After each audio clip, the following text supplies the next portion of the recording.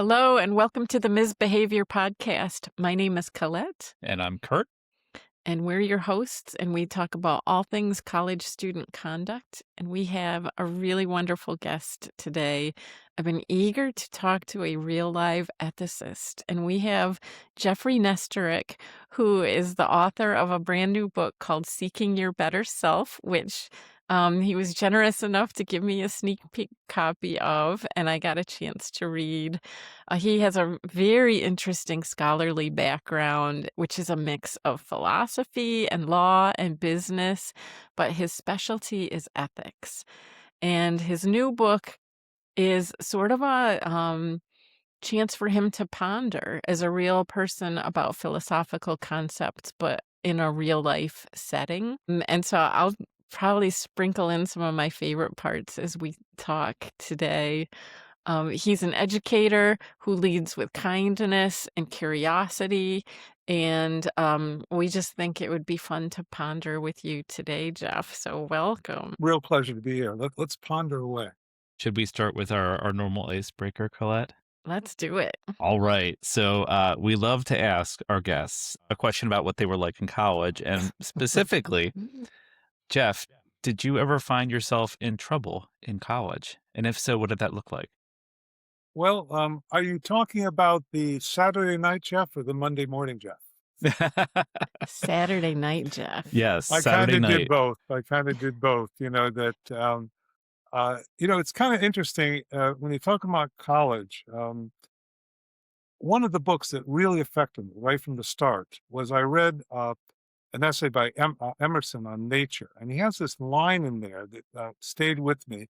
He said, we should enjoy original relations with the universe, an original relation with the universe. A relationship where we kind of give our personal input, where it says who we are. And that always kind of attracted me, so that I've never been someone who does things because that's what's expected, that kind of thing.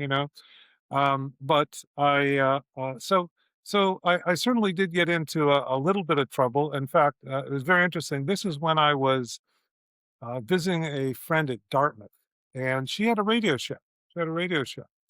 And I went in to see her, and we were talking, and we talked about a lot of fun aspects of going to college and our relationship. We didn't realize the mic was live.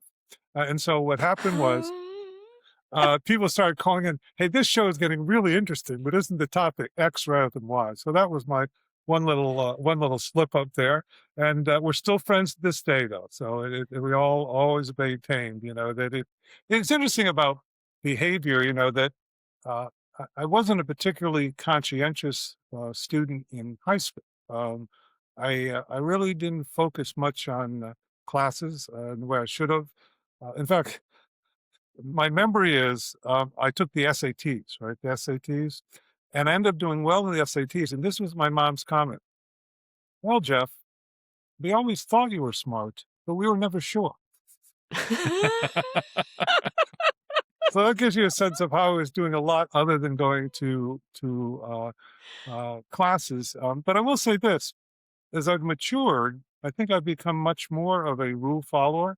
But what matters is, do I understand the purpose of the rules? The rules reflect some values that I endorse. And I think that's probably something important to talk about when we talk about rules and student behavior, is that do students understand the purpose? Is it something that reflects their values? Because that is what makes me much more a rule follower today. And so, to my knowledge, I've never been on another hot mic before, again, but it could happen today, I suppose. I thought you were going to say there was an FCC violation involved in this hot mic moment. Me too. Well, Things getting passionate in the recording studio. I want to leave a little to your imagination. How's that? Oh, and did we also hear, Jeff, that before you became a philosopher, you were a rock star? Star's a little high on the pecking order there, but I did play in a rock group in high school, and it was my big claim to fame. This should show you the level to which I rose. We were in a battle of band contest, and my band became in third place. and we each won $25, which we thought that was super. But I want to let you know there were only 5 groups. Okay, we came in 3rd place, so I guess this meant we were sort of in the bottom half, and that was uh, the end of my rock career. That I had this experience because I love music. I listen to music. I love rock music. But everyone kept getting better on the guitar, and I did. So I realized my talents were elsewhere. I've always found it's not the most talented musicians that become the stars, it's the ones that bring their hearts. Well, I'm glad you became a philosopher. Well, thank you. Yeah, if you heard my voice, you'd probably be especially glad of that. Yes. I'm enjoying the voice right now. I think this works Um, for me. well, I So can yeah. project. Here's one other little story about voice. Uh, when I was in grade school, must have been 1st or 2nd grade, I really can't remember. But the music teacher, as part of a Christmas concert, was having us do a round, right? So she set up different groups around the classroom. And, at different points, different groups would enter.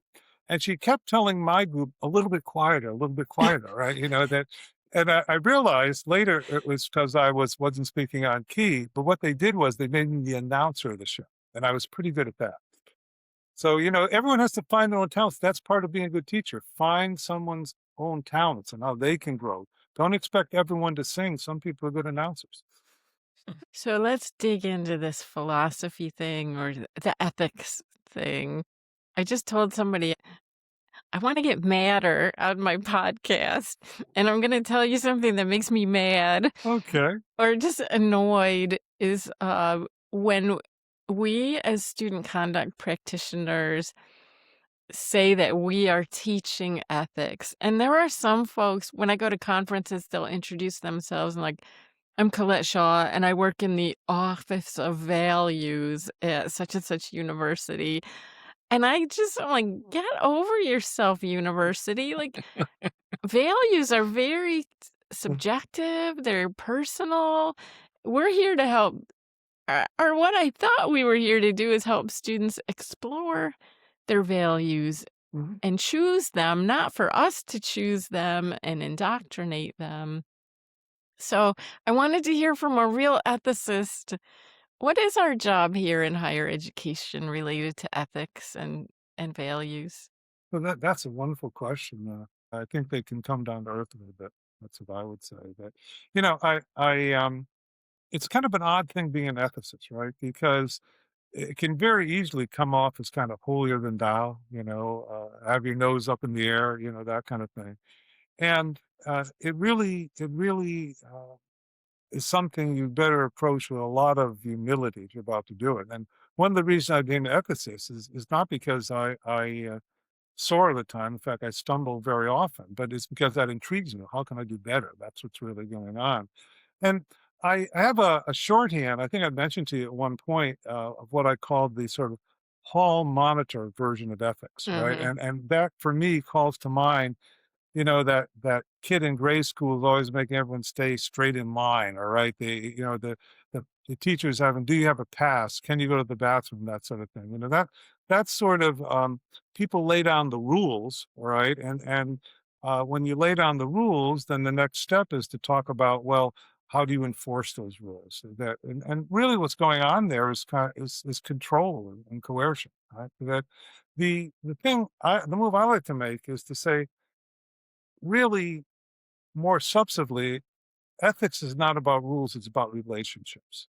And it's about how you get better relationships, relations that are more meaningful, more significant, while you have a more abundant life.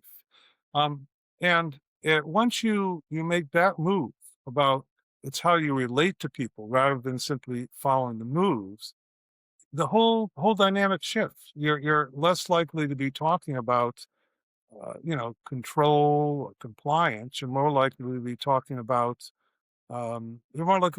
about education and ethics. And so it seems to me that ethics is really something you should probably do more than talk about. And I get worried when people introduce themselves as ethicists, because I thought, hold on to my wallet for a second there. So I guess what I think about is not to go on and talk about in some high sounding way that I'm in a. Did you say a department of values? That strikes me as a really odd way of introducing yourself, but rather to think about. And this is really what the book is focused on. It's focused on how to help people think more deeply upon their lives, how to give people the dispositions and skills to engage in ethical self-reflection. And that's not something that we all do well immediately, and it's something we all can do better at. And so I think the notion is when you think about ethics, is start with a great deal of humility. Start by talking about some of the things where you've stumbled, like that radio show, for instance. And the idea would be you're not really trying to lay down the law. You're rather trying to engage students to think through their own lives and construct their own sense of a good life and how to get there. For some reason, I think of Napoleon a lot here too. I'm sorry for the abrupt thing, but this is what popped into my head. And I was reading a while back. I can't quote him exactly, but it's something like Napoleon said something like this: "The more I look at the world, the more I believe of the inability of brute force to create anything of lasting value. The inability of brute Mm. force to create anything of lasting value." Well, now if you translate Napoleon to our more restricted academic environment, that is coercion and control. And I believe coercion and control has an inability to produce anything of lasting value. And isn't that what we should be about as educators? You know, it does very little good for someone to, in the moment, follow some rule, and then the moment they're not there, they haven't thought about the rule, and they will simply live life as if that rule didn't exist. So a little bit of humility goes a long way here, I think. Jeff, we just last week got to meet the creativity scholar Keith Sawyer, Uh-huh. and he really broke my fantasy I had that in his classroom where he teaches creativity, like that was the place students go, like for their joyful class when the other teachers are just lecturing to them. And he was like, no, Colette, actually, students find comfort in being lectured to because it's what they're used to. They like Um, constraints, even though maybe they don't really, but having freedom or, being challenged to learn hard things creates anxiety. And so his classes are actually promote like just the right amount of anxiety for learning. And I wondered what you thought of that. We want students to seek out these deeper reflections when maybe they're coming to your ethics class, like, just tell us what's on the like, when is the homework due? What do we have to tell you to get an A? Do you experience that? oh, sure, sure. Don't we all want life to be simpler? All of us at one level or another? You know, but, that's kind of the temptation that ultimately doesn't serve you well. We all just tell me what to do. We all have that kind of impulse. When you were talking about students feeling anxious, what popped into my mind was it's actually something mentioned in the book on the essay Joy. I had asked a drama professor who, in his job, asked students to mimic strong emotions like anger or jealousy, right? And I said, what's the hardest emotion for them to portray? And he said, joy.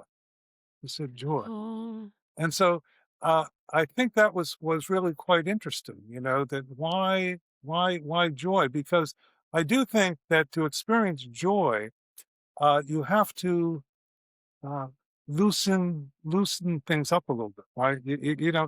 Rules never take you to joy, and so when students want just to be told the rules, and there's a certain level of comfort there, a certain level of safety, a certain level of gee, I don't have to think about that, right?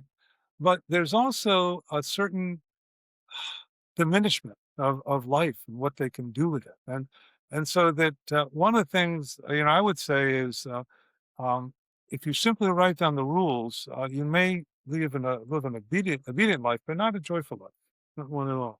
Uh, and so I tend to I understand it, and I certainly have experience. Sometimes I'm like, just tell me what to do, but that ultimately cuts off some of the greater satisfactions and pleasures and creativity in life. I don't think you can. I don't think you can use a bullet point to creativity. It's making me sad. I'm thinking about a case we just had. It was like 30 students were at they had a little birthday party in a student's suite, and they had DJ equipment. Like, this was a proper party. The Uh, room was packed. They had some alcohol, uh, and I bet there was some joy there, like, good music, good friends. I guess to go back to the student again, that's part of this essay on joy. What started off the essay is what she said to me because she was anxious and not worried about how she was doing and so I kept trying to dig a little deeper and she at one point was getting frustrated with me and she said, Professor Nestor, you don't understand. I don't need to be happy, just successful. I Mm. don't need to be Oh, happy, just successful, right? And that's an attitude that does lead to just tell me what to do. I just want to I just want to make it wherever it is, you know. And it seems to me what's going on is they she was the way I put it, well, she was uncomfortably incomplete. She was in the process of developing, but it made her uncomfortable. The trick is how can you be comfortably incomplete? I mean, because we all are incomplete. We're all in motion, right, in some way. And how to give students that comfort level of being incomplete, being incomplete. And see, that's what you want to do when you dig a little deeper to develop some of those skills, those dispositions.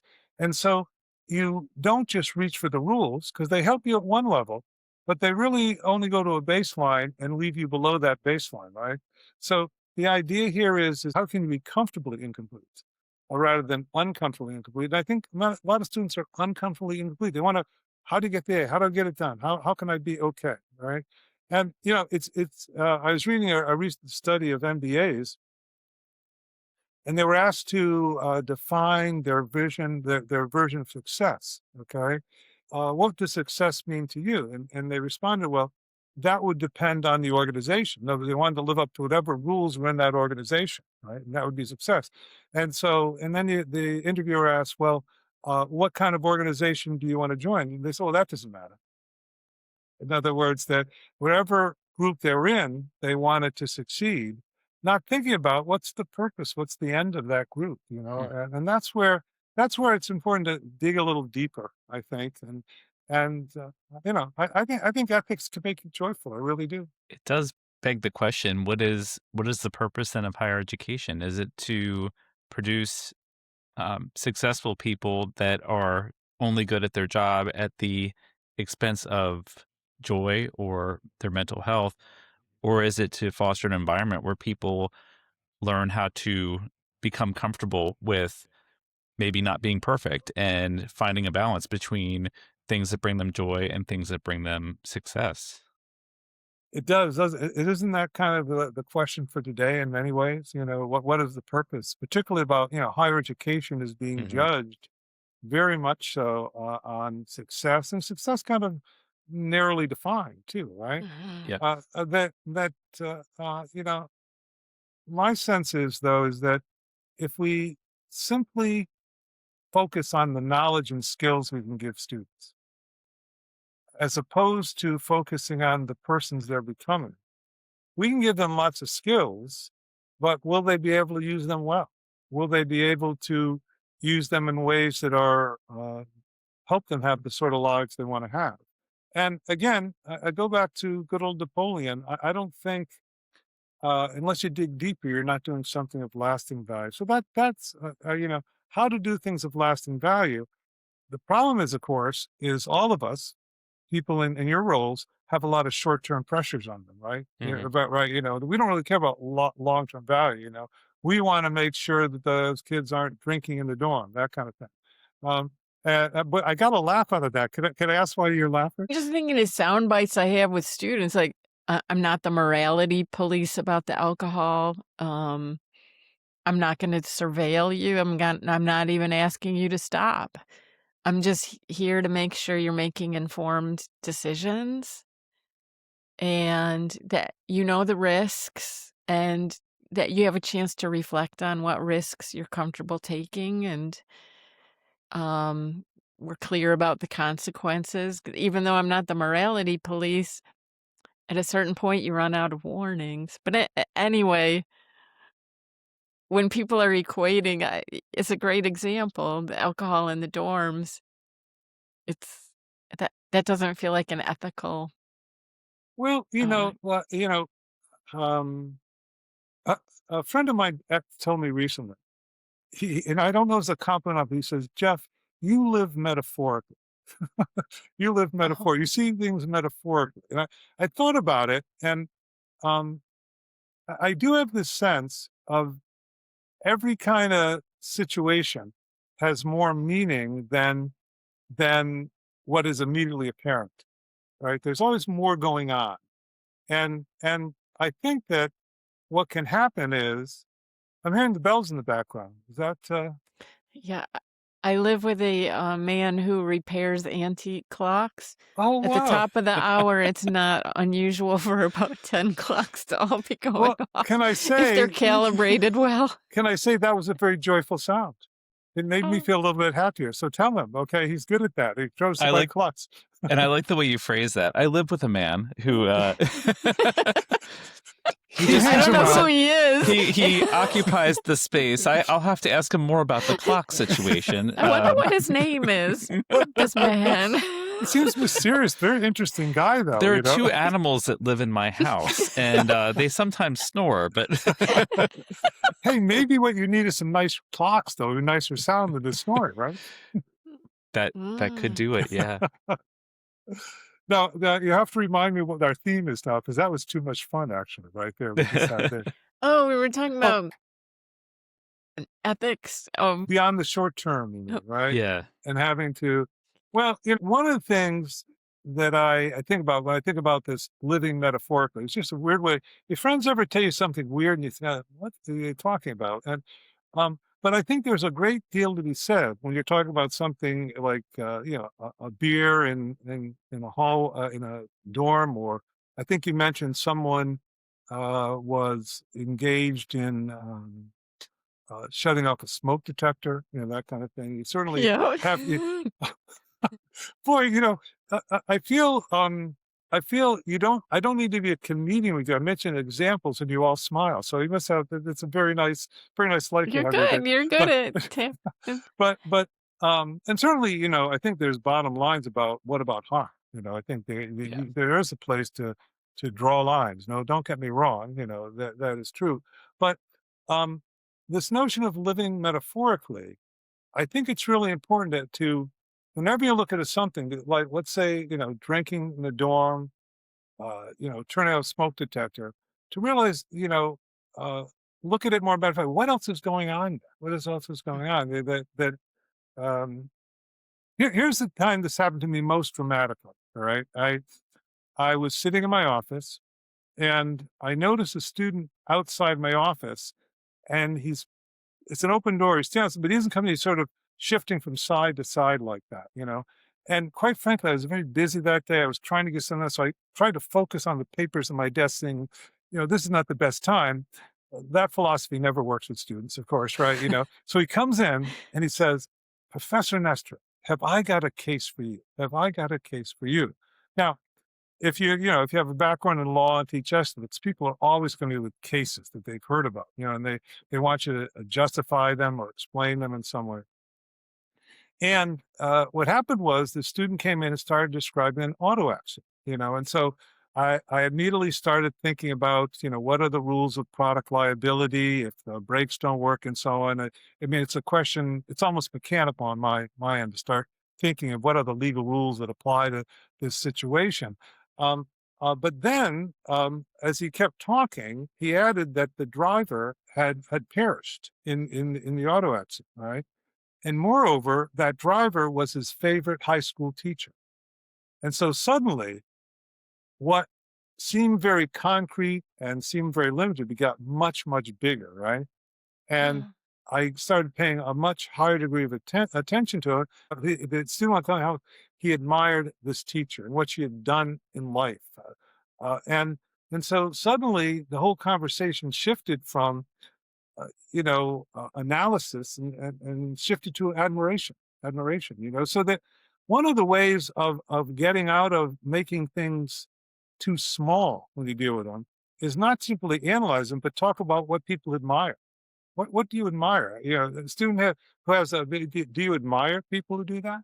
Do you think it's admirable in some way? Do you think people can be harmed by that? When you shift the language to not simply what can go wrong, but what you admire or find praiseworthy, then you begin to get at the student's values, right? Hmm. And you can talk about more things that are going on that way. So that, and that happens all the time, where you go in and think it's just this problem, and it's actually this problem, right?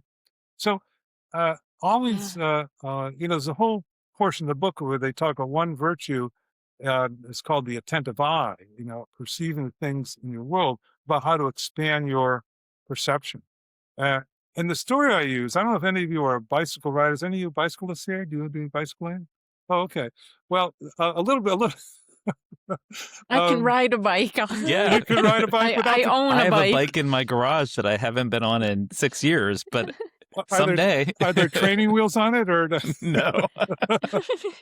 I was someone Hasn't who been that long. I actually I love bike riding, but I actually had training wheels. I don't know, probably to around age 8 or something. It took me a while. Once I got the hang of it, but I was listening to a friend of mine, and he actually wrote this in his Christmas letter. He's a big bicyclist, all right, and he talked about he goes all these places, but when you're biking on the road, there can be ruts. There can be also things. You have to keep really focused on what's ahead, right there.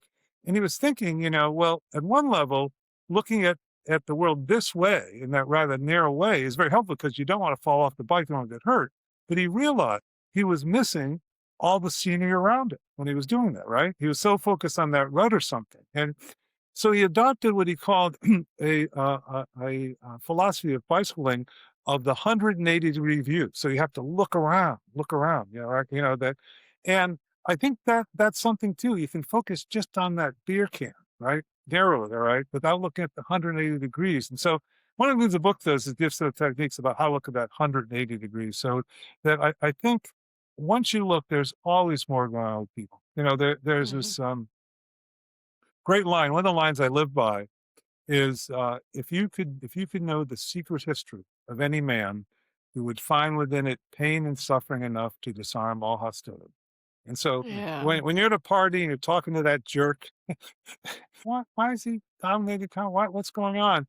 And usually, if you dig a little bit, there's some sort of pain and suffering underneath that.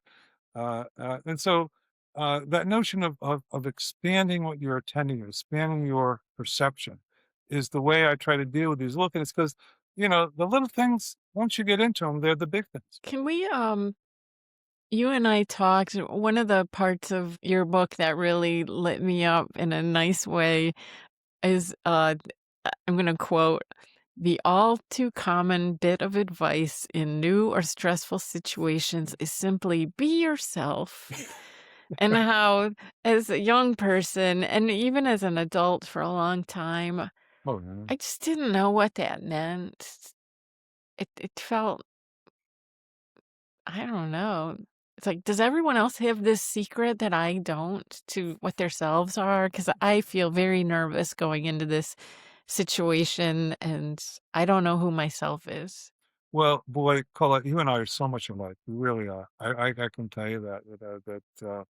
Well, again, I think of these great lines in a movie I once watched, and the basic line is, "I'll tell you." It's an older guy giving advice to a younger guy. He goes, "I'll tell you a little secret.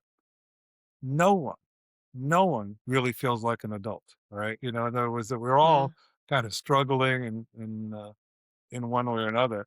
And I think one of the things the book is after, and I encourage you to engage, think more deeply about your life, engage in ethical self-reflection, is to realize how complex we are, really complex. So that notion of be yourself, it sounds very, Brady Bunch to me. I can say that's right. That just be yourself. And the fact of the matter is, What women? We contain multitudes. We really do. And we're complex and we're inscrutable even to ourselves. And particularly, I felt that as a teenager, Colette. That where be yourself. And geez, I just felt uncertain at so many levels. And the truth of the matter is, even though the hair may be gray now and everything, and we can dress in business suits, we never live that totally behind. We really don't. And so we should kind of accept that in ourselves. That one of the ways I like to deal with it in the book is to speak philosophically is that philosophers talk about the difference between first and second order desires. I don't know if you've ever heard the distinction: first order desires and second order desires. Essentially, a first order desire is something you desire, something you want. I want that huge chocolate chip sundae. Right now, I wouldn't mind eating a sundae. That would feel really good. So first order desires are things you want, things you desire. But second order desires are things you want to want. You wish you wanted, right? So that I may want that I may want that big chocolate sundae right now, okay? But I wish I didn't because my annual checkup's next week and I'm trying to lose 5 pounds, right? That kind of thing, right? And so one of the ways I ask students to begin to think about how to deal with all that complexity, rather than be yourself, to say, well, let's talk about what you want to do and what you want to want, all right? And you get at a deeper level, because everyone has aspirations themselves and want to be better in one way or another. And so then once you can talk about what you want to want, then you can kind of talk about, well, gee, how can I get there? At least step by step. So I think uh, there's something where they said be yourself that actually I think goes back. I hadn't put it this way, but it goes back to, in my mind, the hall monitor form of ethics, right? It's someone else setting the rule. Be yourself. Come on, kiddo, just be yourself, right? And that's all you have to do, rather than asking you to think about who you are and what that really means. So what's important is not simply to be yourself, that someone is telling you to be, because that's just another rule. The question is, what's the self you want to be? And that's what the book is designed to kind of get at. That do you ever do that? Can I ask you that? Do you ever go to that second level? Maybe use different language where you talk to the student not what they want to do, but wit what they want to want. What were the desires they wish they had. Do you ever talk at that level? Or is that not language that works for you? That's boy, that's a deep question. When I read that in the book, uh, I was feeling like, "Oh, that could go on forever." The like Yeah. the first, second, third, fourth, fifth, but now that I hear you talking about it, I'm thinking of it in a different way. Well, you see, What's you contain multitudes. what do I want to want? It's almost Don't you ever? Boy, I really want to watch that next Netflix episode, but I have an important meeting tomorrow, so I really should go to sleep. Right? Is this one like I wish I wanted to be a better housekeeper, Yeah. but I really don't. it reminds me of self-actualization almost, like that you're aspiring to something and you're recognizing that you're not there yet, and what's the foundation that's going to get me to that? If Mm. that's an interesting to me that's an interesting discussion to have with a student. It gets them beyond simply rule following, and think I wish I was a better housekeeper. Why? Well, maybe you like things being beautiful, being calm, right? Maybe that's one of the reasons. Or maybe it helps with that man you live with. Maybe he likes to clean her house. I don't know, but you can see there are some noble impulses underneath that thing, probably, right? Or maybe you wish you didn't care about tidiness so much because you think that's sort of something you want to overcome. But see, that's how you get it, what's going on. I did have a student recently, and I hardly ever talk this way, but it just seemed like the moment. He has had a number of small things, but they're starting to pile up. doesn't show up for meetings, ghosts me on invitations, and finally, I got What did you do? Oh, now I I, wanna know. I was a little manipulative, but his roommates also had to meet with me, and so he was like, "I'm just gonna come to my roommate's meetings." I'm like, "Okay, I got him." And so I kicked the roommate out. I'm like, "You stay." Oh, And then I really did try to open my heart to him, but I talked to him about it's like, "And you need to start doing some reputation repair." mm, Yeah. mm. And he started nodding and he smiled, and it was the first smile. And like, wow, I would not have said that to most students because Mhm. I don't think that any of their behavior should ever change their reputation. Like, who cares? You had a Yeah, beer. yeah, yeah. That's not you. Uh-huh. That's a choice you made. I don't is that kind of what you're talking about? Oh, yeah. At this point, he is talking about like, what is your identity that you want to be at this place? Because your behaviors have impacted staff, your peers. You don't have trust anymore. We want you to be in community. How do you spend the next 3 years when nobody trusts you? And don't you wanna be a person that people will trust? That's exactly what I'm talking about, right? You know, that Mm. how do you, I remember once, this was, in a more kind of philosophic discussion in a class, and a lot of times I put cases or dilemmas to students, and I would ask them, "Well, what would you do?" And he goes, "Well, do you wanna know what I would do or what I should do?" Is what he said to me. And Yeah. I said, "Well, do you wanna talk about the person you are or the person you could be?" He said kinda like throw it back at him like that. And he said, "Oh, well, wait a minute, wait a minute." So that's getting at that somewhat kind of, deeper level going on. One of the things I see as a professor, and it's probably even more so, you probably even do more, in your particular roles, is that so many people, just want someone who will listen to them.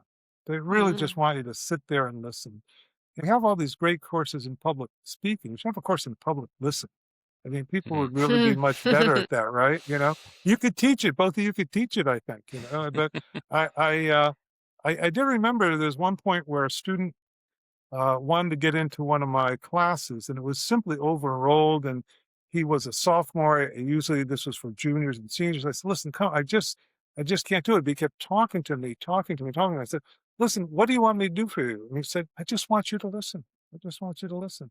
And I just learned. I just learned the other day the student has been accepted to a graduate program in clinical psychology at the University of Oh, Columbia University. So I mean, he really had a lot going on for him, but at that point, he just needed someone to talk to. Why don't we teach more of that? Could I ask you that? Why don't we teach more of that?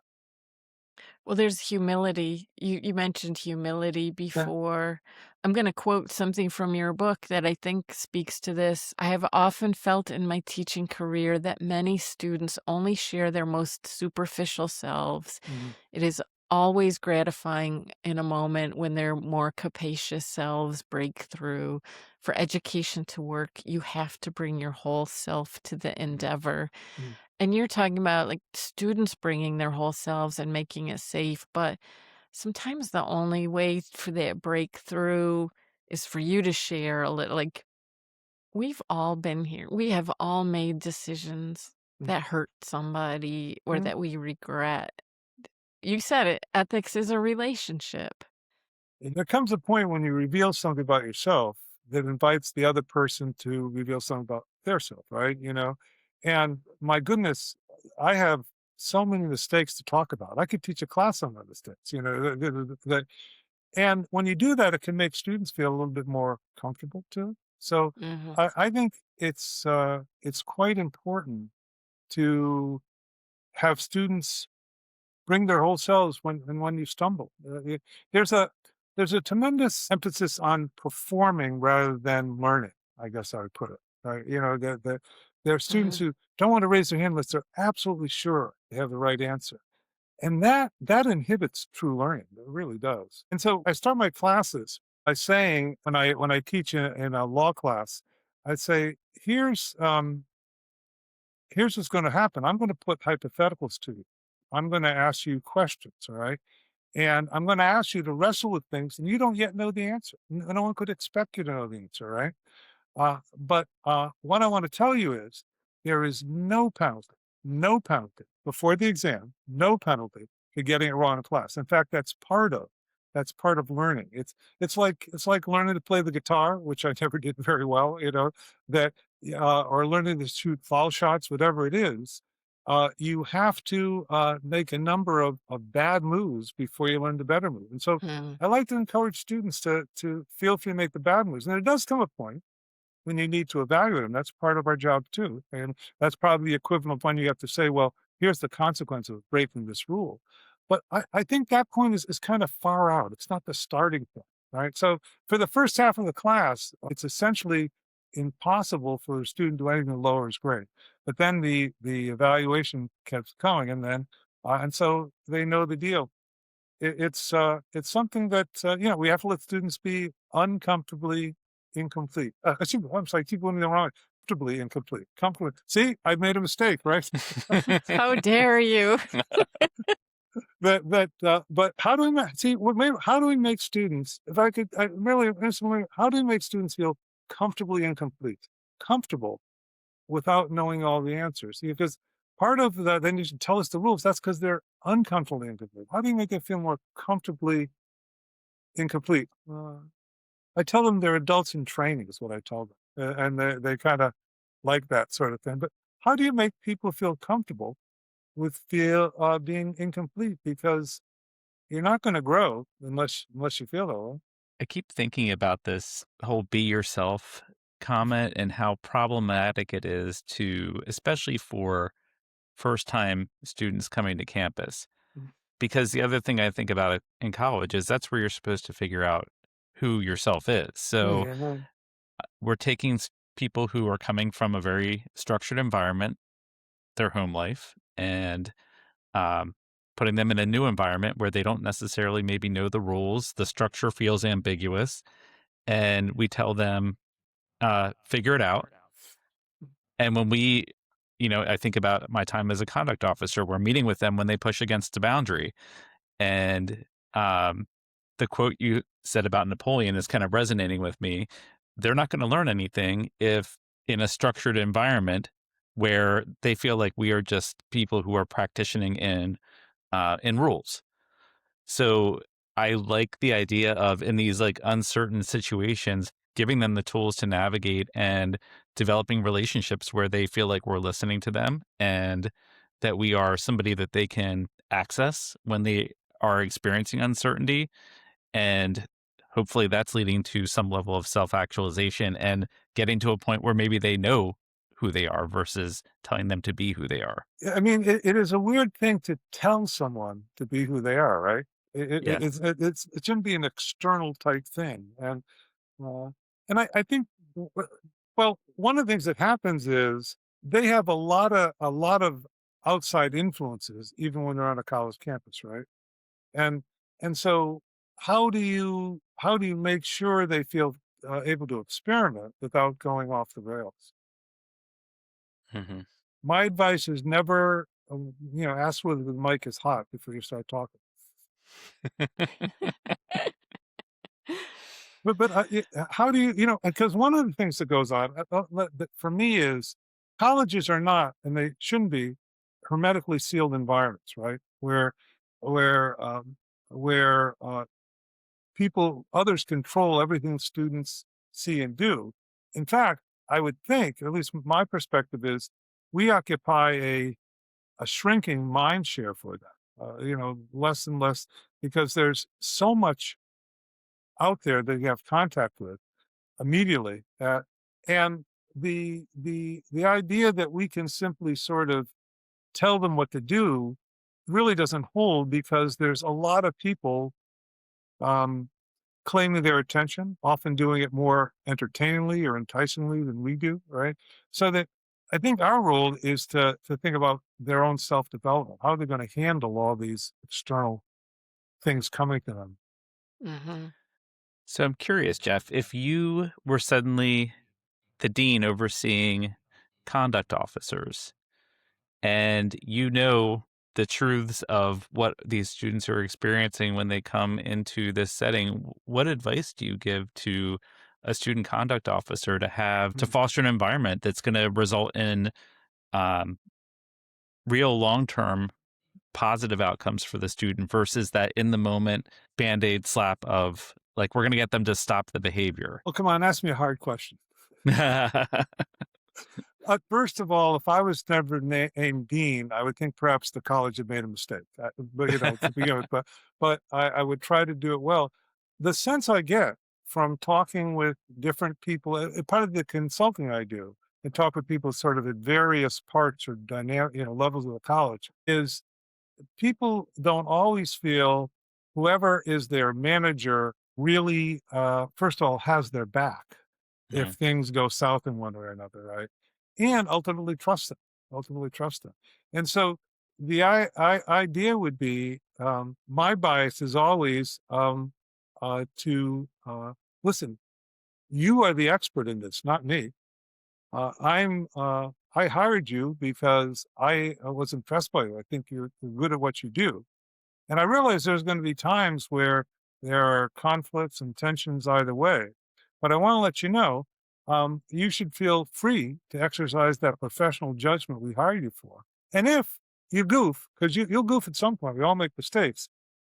I'm not going to come down on you. I'm going to have your back, and we're going to think about how to go forward. That my sense is there's a lot of people at colleges that don't feel they're supported by the people they are reporting to at one level or another. And that just strikes me as downright weird. I sometimes say, we need to have colleges that are as good as the people who work there, and that isn't always the case. I'm not Mm. anchoring for a dean job. Um, uh, my mom once told me if you became dean, you'd probably be fired within a week. But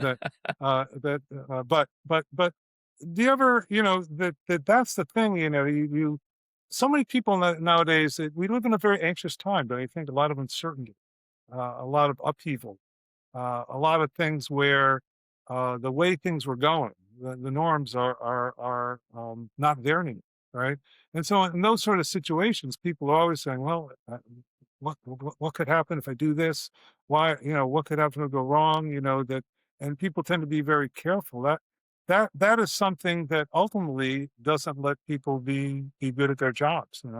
Um, uh, Now, having never been a dean, maybe I'm missing something, that is incredibly simple. And once this video goes out, I think I've cut off that career path for me, perhaps. Actually, I think, and there's new technology now with our podcast where people can just go to the show notes and click a link to text us Oh, good. feedback about this or leave us a voicemail. Because I think a lot of people just want to be heard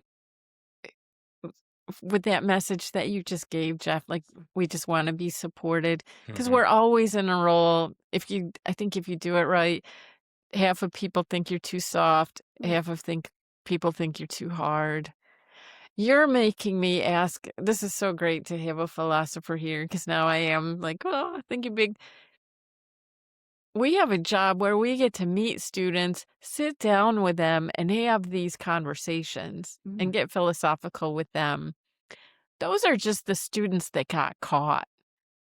Yeah, yeah. And that's probably a very small percentage of our students, many of whom did the same behavior, m- probably worse Mm. for some of them. How are we helping educate them? And if we did that work, I would take back everything I said at the beginning of this show about la di da, the office of integrity and values. Well, maybe we could be the office of ethics and values and integrity if we did that education with faculty, with our residential folks, with like, there are constant opportunities to be having these philosophical conversations with students and ourselves. That's wonderfully put. Let me ask you this: is that one of the things you sometimes see is, well, the professors, they're the educators, right? And then other Mm. people are not the educators. The truth is, we're all educators. And what you're saying is, we should be educators. And you have the opportunity to do it in a very intimate way, in ways that can have a big impact. And why aren't they letting you be involved in some of the, let's call it, admirable, praiseworthy endeavors that students are doing? Why not? Why not? Why have your role like this? Why not like it have like that? There's a notion in ethics that only kicks in when things go wrong, right? That there's only Right, right. that I have As a friend. long as you don't get caught, or as Yeah. long as you follow the rules, you're a good person. Well, boy, what It a depleted version of what a good person is. Oh, It, yeah. it's just we one of the things I ask in the book is I ask students to raise their aspirations in the college, to consider the possibility that you're better than you you feel you are. And Mm. there's a wonderful quote um, that I've always liked. It is not by ourselves that we become better than we are. It is not by ourselves that we become better than we are. Right. So it takes this whole um, community to make something like that happen. And why don't we? In some ways, we don't let our jobs allow us to be genuine, full parts of the community. Why don't we close on that beautiful note, Jeff? I really appreciate you kind of closing the circle on community. Yes, yeah, wonderful, and what community can do for you. That's a wonderful place to stop. Could we have the clocks go off at the end though? Just be a nice little. Uh, Oh, well, listen, it's really such a pleasure. It really is. That, and I love if people comment on it. If yes. people should feel free to email me or contact me. I really hope the book is starting a conversation. And it appears to be. It's getting a pretty good reaction right now. A book club's been started for it already, so that was sort of a kind of neat thing, Oh, and so I'd love to hear from folks if they. And I'm easy to reach because I'm all over the internet. But I hope we'll help starting good conversations here. I hope so Love too. that. The book is Seeking Your Better Self by Jeffrey Nesteruk. Thank you, sir. I enjoyed every minute of this. Me too. Thank you, guys. And by the way, let me just say, if your deans aren't telling you, I think you're doing good work. We'll take it. Thank you. Thanks. Yes. Okay. Take care. Take care. It's a real pleasure. Bye bye now.